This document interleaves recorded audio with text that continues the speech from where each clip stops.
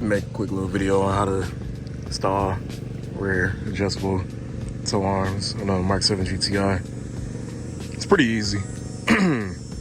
Pretty easy. So tools you're gonna need for it: 18mm wrench right here, 18mm socket, ratchet or electric ratchet. Probably not gonna have enough room for impact in there, but just two simple bolts. There's a 18 milli. There's 18mm right here. Show y'all that shit. All right, if you can see it, see if it'll focus.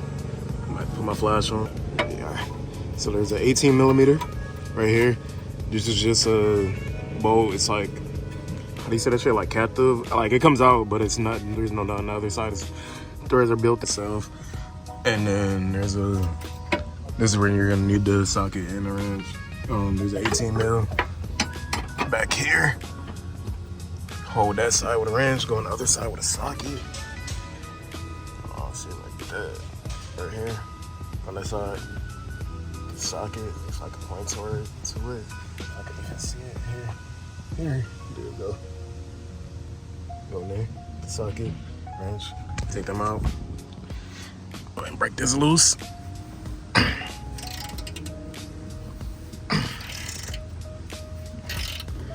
Go. Once you break them loose, you can go in there with the electric tools. So you be careful. And I know I do need rotors on. You know what I'm saying? Don't come with it. Oh shit. It's really helpful if you have like a stubby 18 for the one in the back. Let's see if I can get this. Break this. Oh shit. Alright, yeah, I don't know why I didn't think about it, but for the driver's side, you can just come from the opposite side with that. Get the impact in there too also. Other side, the gas tank is in the way a little bit, but that broken loose, so let's get these out. And also, a little bit of lubricant helps. You can spray that, like, see, bottom's here, so the tow arm slides out easier. All right, finally got that out. I don't know if I just got lucky or what, but I know for the facade, for the bolt here, you do have to take out the brackets for the sway bar, but I don't know, it might be different for every car. You know what I'm saying? So I didn't have to do that, but you guys might have to. And those are, I believe, triple squares. I don't know what size though. But yeah, you got that out. Once you get that out, you can just pull it right out. Difference.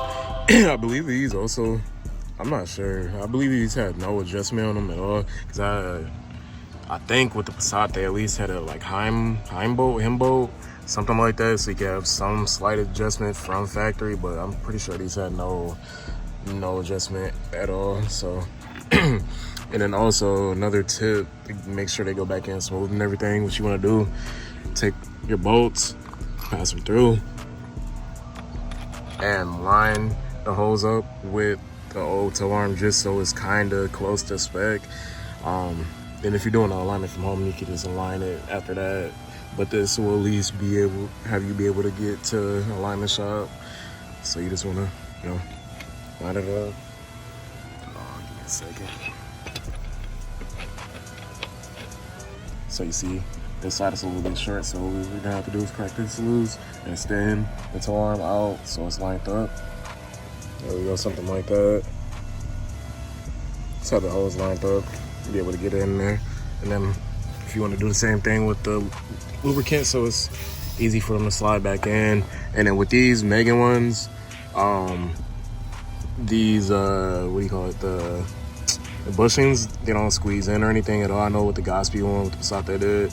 So getting the back one in will be pretty easy. Getting this front one in, there's gonna be some resistance. You're just gonna have to smack that motherfucker in there basically. Got it in. Now you might be asking what's the torque spec from. Yeah, that's my answer. Fucking ugga dugga that motherfucker. Oh, you just wanna